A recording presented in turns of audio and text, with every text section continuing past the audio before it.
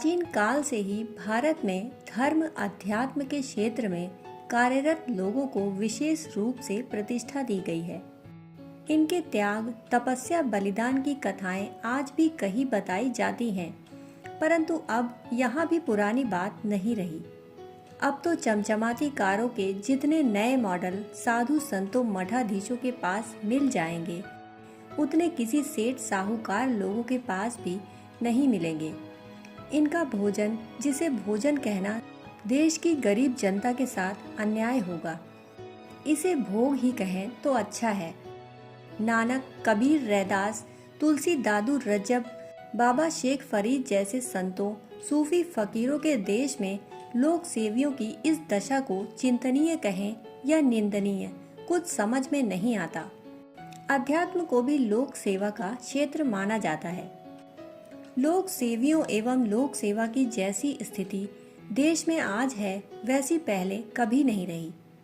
अभी एक सदी के पहले इसे निंदनीय नहीं, वंदनीय समझा जाता था, क्योंकि तब इसी देश के एक जननेता ने कपड़े पहनना इसलिए छोड़ दिया था क्योंकि उसके देशवासियों के तन पर पर्याप्त कपड़े नहीं थे। लोक सेवी, चाहे वह धर्म क्षेत्र से संबंधित हो अथवा सामाजिक क्षेत्र से या फिर राजनीतिक क्षेत्र से, उसकी जीवन शैली क्या और कैसी होनी चाहिए। यहाँ बात उस जीवन शैली की है जिसके अनुकरण व अनुसरण से लोक सेवा को निंदनीय होने से बचाकर वंदनीय बनाया जा सकता है। महान ब्रह्म ऋषि के जीवन से जुड़ी यह घटना है। जून की कठिन गर्मी के दिन थे। गुरुकुल कांगड़ी में कोई अधिवेशन चल रहा था। वहाँ के एक प्रोफेसर इस अधिवेशन में आए हुए विद्वानों को मिलाने के लिए उन ब्रह्म ऋषि के पास आए। जून की इस कठिन गर्मी में गुरुदेव अपने कक्ष में बैठे किसी ग्रंथ का अध्ययन कर रहे थे। उनके कमरे का पंखा बंद था। अध्ययन करते हुए वह यदा कदा रुमाल से अपना पसीना पोंछ लेते। जब ये प्रोफेसर अपने साथ के विद्वानों को लेकर उस कक्ष में पहुंचे तो यही स्थिति थी।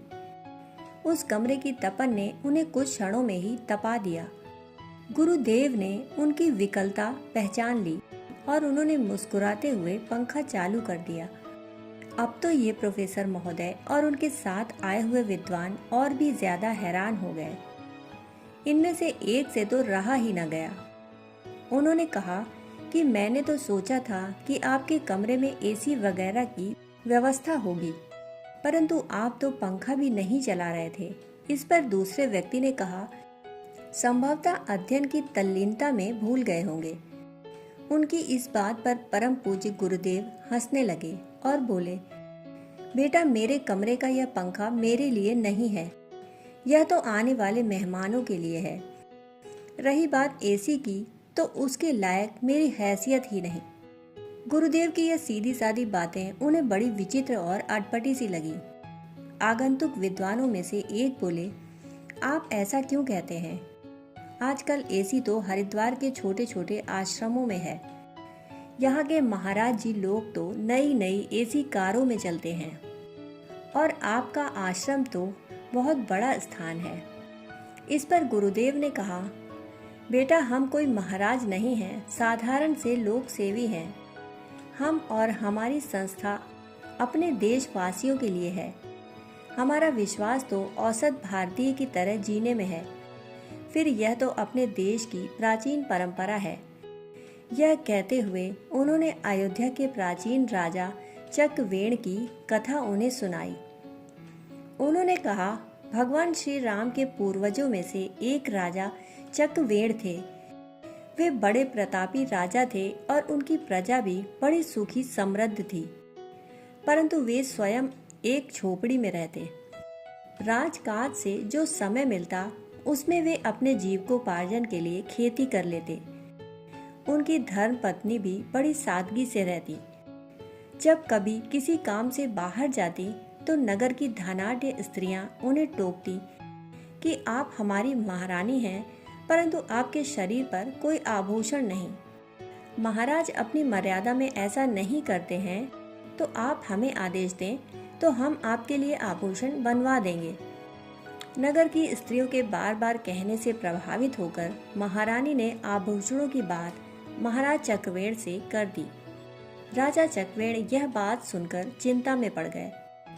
उन्होंने कहा, महारानी, आभूषणों के लायक तो हमारी आर्थिक स्थिति नहीं है, फिर भी आपने जीवन में पहली बार मुझसे कुछ मांगा है तो कुछ तो करना ही होगा। इसके बाद कुछ सोचते हुए महाराज ने अपने प्रधानमंत्री को बुलाया और कहा, हम अपने सुख के लिए अपने राज्य की जनता से अधिक कर नहीं वसूल कर सकते। तुम ऐसा करो कि लंका के राजा रावण से कर वसूल करो। उसने स्वर्ण की बहुत जमाखोरी की है, इसलिए उसी से तुम स्वर्ण ले आओ। मंत्री राजा की बात मानकर लंका गया। वहां जाकर उसने रावण से कहा, हमारे महाराजा चक्रवेण ने तुमसे कर लेने के लिए भेजा है। दंभी रावण यह सुनकर बहुत हंसा और बोला, तुम्हारे भिखारी राजा की यह मजाल कि रावण से कर वसूलने के लिए सोचे।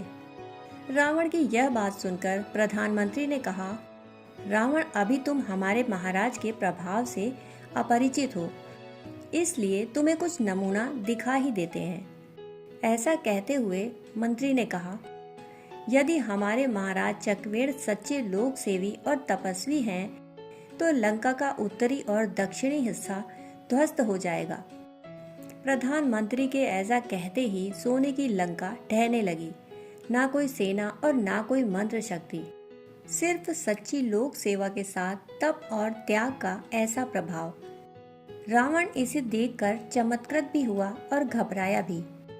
उसने बहुत सारा स्वर्ण प्रधानमंत्री को देकर विदा कर दिया। प्रधानमंत्री ने वापस पहुंचकर अपने महाराज व महारानी को यह घटना सुना दी।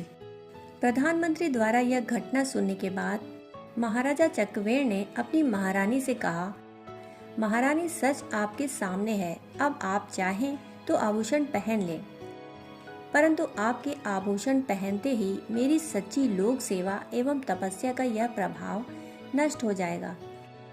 यह विचित्र किंतु सत्य सुनकर महारानी को यथार्थ समझ में आ गया। उन्होंने आभूषण पहनने से स्पष्ट इनकार कर दिया। इस पर महाराज चक्रवेण ने कहा, महारानी, तप, त्याग, सादगी, सदाचार ही लोक सेवी की सच्ची संपत्ति है। परम पूज्य गुरुदेव ने यह कहानी सुनाकर आगंतुकों से कहा, अब आप समझ गए होंगे कि हम यह पंखा क्यों नहीं जलाते। लोक सेवा की सफलता इस बात पर निर्भर करती है कि उसके लोक सेवी आम जनता की जिंदगी से कितना जुड़े हैं। गरीब जनता से दूर ऐशो आराम में रहने पर उनकी आंखों पर पट्टी चढ़ जाती है और वे जनता की दुख तकलीफों को देखना बंद कर देते हैं। फिर धीरे धीरे लोक सेवा व्यवसाय बन जाती है और लोकतंत्र भ्रष्ट तंत्र बन जाता है। सच हम सबके सामने है। क्या हम और हमारे देश के लोक सेवी परम पूज्य गुरुदेव से कुछ सीखेंगे?